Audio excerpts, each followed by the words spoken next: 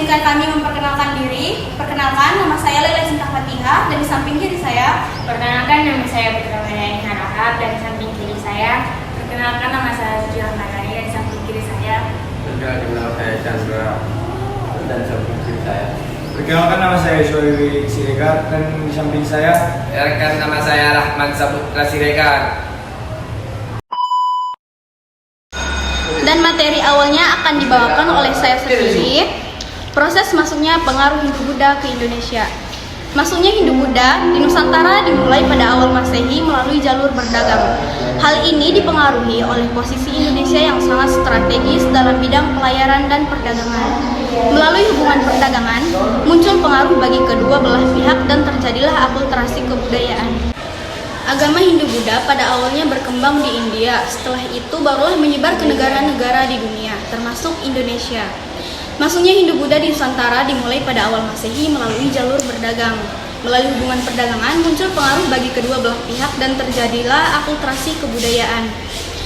Masuknya agama Hindu-Buddha di Indonesia kemudian memunculkan pembaruan besar, misalnya berakhir di zaman prasejarah Indonesia dan merubah kepercayaan kuno atau yang disebut dengan animisme dan dinamisme menjadi kehidupan beragama yang memuja Tuhan dengan kitab suci. Kebudayaan Hindu dan Buddha diterima rakyat Nusantara karena adanya persamaan kebudayaan Hindu dengan kebudayaan Nusantara. Ada 5 teori yang menyangkut masuknya pengaruh Hindu-Buddha ke Indonesia. Para ahli memiliki perbedaan pendapat terkait proses masuknya agama Hindu-Buddha ke Indonesia.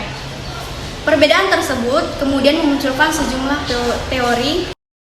Berikut ini teori-teori tentang masuknya Hindu-Buddha ke Nusantara. 1. Teori kesatria. Teori ini menyatakan bahwa agama Hindu-Buddha dibawa oleh golongan prajurit kesatria yang mendirikan kerajaan di Nusantara. Terdapat 5 ahli yang mencetuskan teori ini, yakni R.C. Majumdar, F.D.K. Bose, C.C. Bert Mukherjee, dan J.L. Lawrence. Namun teori kesatria juga tidak luput dari beberapa kelemahan berikut.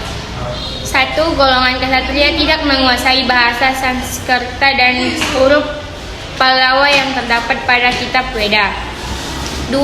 Tidak ditemukan prasasti yang menggambarkan penaklukan Nusantara oleh kerajaan India. 3. Waria kesatria dari India tidak mungkin mendapat kedudukan mulia sebagai raja di Indonesia. 2. Teori Waisya. Teori Waisya dikemukakan N.J. Krom yang berpendapat bahwa agama Hindu Buddha masuk ke Indonesia di bawah oleh pedagang dari India. Agama tersebut bisa disebarkan dengan cara pernikahan, hubungan dagang, atau interaksi dengan penduduk setempat. Saat pedagang dari India bermukim untuk sementara waktu di Nusantara. Teori ini diperkuat dengan keberadaan kampung keliling, yaitu perkampungan para pedagang India di Indonesia. Selain itu, perdagangan merupakan salah satu aspek penting dalam kehidupan masyarakat. Kendati demikian, teori Waisya juga memiliki kelemahan, di antaranya 1. Kaum Waisya tidak menguasai bahasa Sanskerta dan aksara Pallawa. 2. Sebagian besar kerajaan Hindu-Buddha terletak di pedalaman, bukan di daerah pesisir yang dekat dengan jalur pelayaran. 3. Motif golongan Waisya hanya berdagang, bukan menyebarkan agama. 4. Meskipun ada perkampungan perdagangan India, kedudukan mereka tidak berbeda dari rakyat biasa. 3. Teori Brahmana. Teori Brahmana dicetuskan oleh J.C. Penleur yang berpendapat bahwa agama Hindu dibawa oleh kaum Brahmana yang berhak mempelajari dan mengerti isi kitab suci Weda. Kedatangan mereka diduga atas undangan para penguasa lokal yang tertarik dengan agama Hindu. Sebelum kembali ke India, kaum Brahmana tidak jarang meninggalkan kitab Weda sebagai hadiah bagi raja di Nusantara.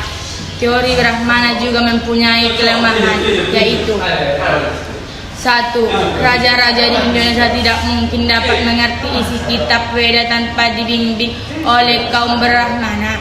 2. Menurut ajaran Hindu kuno, seorang Brahmana dilarang menyeberangi laut apalagi meninggalkan tanah airnya. 4. Teori Sudra. Teori ini percaya bahwa masuknya agama Hindu Buddha ke Indonesia dibawa oleh orang India berkasta Sudra. Hanya sedikit yang setuju dengan teori ini. Salah satunya adalah Von Paper yang mempunyai alasan sebagai berikut. Golongan berkata Sudra pekerja kasar dari India menginginkan kehidupan lebih baik dengan pergi ke daerah lain, salah satunya Indonesia.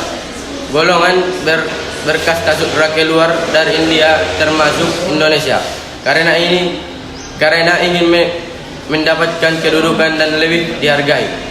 Teori ini menimbulkan kontroversi karena kaum Sudra terdiri dari kelompok dengan derajat terendah sehingga dianggap tidak layak menyebarkan agama Hindu. Selain itu, kaum Sudra tidak berniat pergi dari India untuk menyebarkan agama. Mereka juga tidak menguasai bahasa Sanskerta yang digunakan dalam kitab Weda. 5. Teori arus balik. Teori ini dicetuskan oleh FDK Bos untuk menyanggah teori Waisya dan Kesatria. Menurut Bos, masyarakat Indonesia memiliki peranan dalam penyebaran dan pengembangan agama Hindu Buddha. Akibat interaksi dengan orang-orang India, masyarakat pribumi kemudian belajar agama Hindu Buddha di tempat yang disebut Sangga. Setelah belajar bahasa Sanskerta, kitab suci, sastra, dan budaya, daya tulis, penduduk lokal kemudian mendalami agama Hindu Buddha di India. Mereka kemudian kembali ke Nusantara untuk mengembangkan agama dan kebudayaan Hindu Buddha kepada masyarakat. Teori ini diperkuat dengan prasasti Nalanda yang menyebutkan bahwa Raja Bala Putra Dewa dari Sriwijaya meminta Raja India untuk membangun wihara di Nalanda sebagai tempat menimba ilmu bagi para tokoh Sriwijaya. Sementara penyebaran agama Buddha dilakukan melalui misi Dharma Duta pada abad 2 Masehi.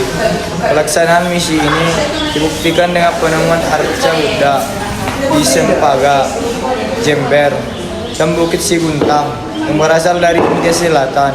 Jalur masuk Hindu Buddha ke Indonesia. Masuknya pengaruh Hindu Buddha ke Nusantara dibawa oleh pedagang dan pendeta dari India serta Cina dan 2 jalur. 1. Jalur darat. Penyebaran pengaruh Hindu Buddha di Indonesia melalui jalur darat mengikuti para pedagang lewat jalur sutra, yakni membentang dari India Utara menuju Bangladesh, Myanmar, Thailand, Semenanjung Malaya, kemudian ke Indonesia.